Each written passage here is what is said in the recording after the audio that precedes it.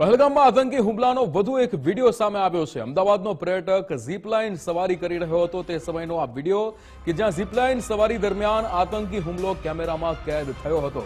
પર્યટકના વિડીયોમાં ફાયરિંગનો અવાજ પણ સંભળાઈ રહ્યો છે। પર્યટકો એ પડી જતા હોય તેવા પણ વિડીયોમાં દ્રશ્યમાન થતું જોવા મળે છે। अल्लाह अकबर अल्लाह अकबर अल्लाह अकबर। बैठो, पैर लंबा करो।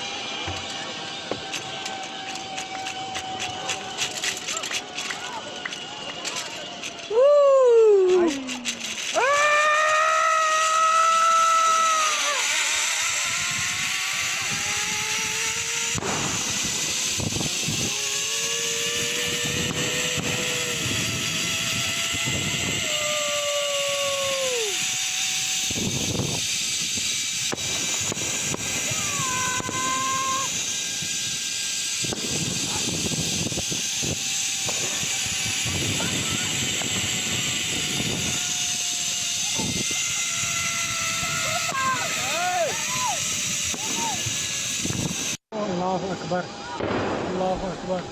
આતંકી હમલાને લઈને અલગ અલગ વિડીયો સામે આવી રહ્યા છે, જેમાંનો એક વિડીયો એવો પણ છે કે જ્યાં એક વ્યક્તિ છે જે ઝીપલાઇનમાંથી પસાર થઈ રહ્યો છે અને નીચે ફાયરિંગ થઈ રહી છે। એ વખતે તમામના મનમાં ક્યાંક એવો સવાલ હતો કે આ માણસ કોણ છે, એની જોડે શું થયું હશે, પરંતુ આ તમામ લોકોની આતુરતાનો અંત આવી ગયો છે, કારણ કે વ્યક્તિ છે ઋષિ ભટ્ટ, જે અમદાવાદના જ છે। તેમની સાથે જ વાત કરીશું કે શું ઘટના થઈ હતી। તેઓ ઝીપલાઇનમાં બેઠા એ વખતથી લઈને છેક સુધી। ઋષિભાઈ, સૌથી પહેલા તો જે વિડીયો અમે જોયો, આપ ઝીપલાઇનમાં બેઠા અને નીચે ફાયરિંગ શરૂ થયું, શું થયું હતું એક્ઝેક્ટલી અમે ઝીપલાઇનમાં બેઠા ત્યારે જ ફાયરિંગ સ્ટાર્ટ થઈ રહ્યું હતું। હું ઝીપલાઇન કરી રહ્યો હતો ત્યાં સુધીમાં નીચે ફાયરિંગ થઈ રહ્યું હતું। નીચે 5-6 જણાનું ગોળી પણ વાગી ગઈ હતી। ફર્સ્ટ પહેલાં મારો વાઈફ અને મારો છોકરો ઝીપલાઇન કરી, પછી મારો વારો હતો। એ પહેલાં બી 2 ફેમિલી ઓલરેડી ગયા હતા ઝીપલાઇનની અંદર। તો જે 2 ફેમિલી પહેલાં ગયા હતા, મારી વાઈફની સામે એ લોકોએ રિલિજન પૂછીને એ લોકોને ગોળી મારી દીધી અને હું ઝીપલાઇનની અંદર, મારી વાઈફ અને મારો છોકરો ત્યાં આગળ એકલા હતા, તો એ લોકો બચી ગયા અને હું પણ બચી ગયો।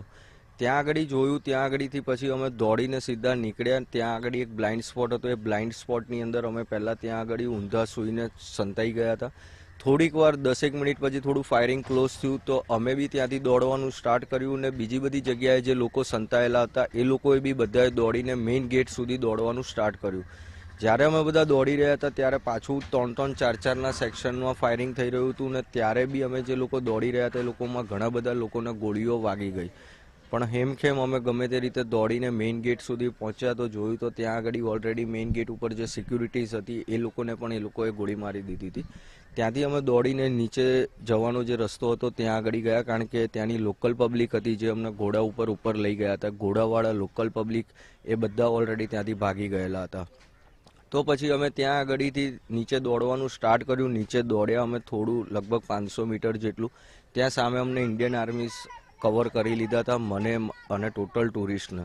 એ લોકોએ કવર કર્યા પછી 3-3, 4-4 જણાના 10 જણાનું ગ્રુપ બનાવીને 3-3, 4-4 જણા સરાઉન્ડલી અમારી આજુબાજુ હતા અને પછી એ લોકો અમને નીચે પાર્કિંગ સુધી કવર કરીને ઇન્ડિયન આર્મીઝ લઈને આવી અને પછી પાર્કિંગથી અમે ગાડીમાં બેસીને શ્રીનગર જતા રહ્યા હતા। ઋષિભાઈ, જે વિડીયો છે, આપ ઝીપલાઇન એન્જોય કરો છો ને, પાછળથી ફાયરિંગ શરૂ થાય છે, શું વિચાર આવ્યો? પહેલા તો પહેલી 2 ગોળીઓ કદાચ વાગીને ખબર બી નથી પડી કે આ ફાયરિંગ। સ્ટાર્ટિંગની 20 સેકન્ડ તો મને ખ્યાલ જ નહોતો, પણ જ્યારે મેં જોયું ત્યારે ઓલરેડી ડર હતો એક મનની અંદર। બટ એ વખતે હું ઝીપલાઇનમાં એટલું ઉપર હતો કે હું કંઈ કરી શકું એમ હતો જ નહીં।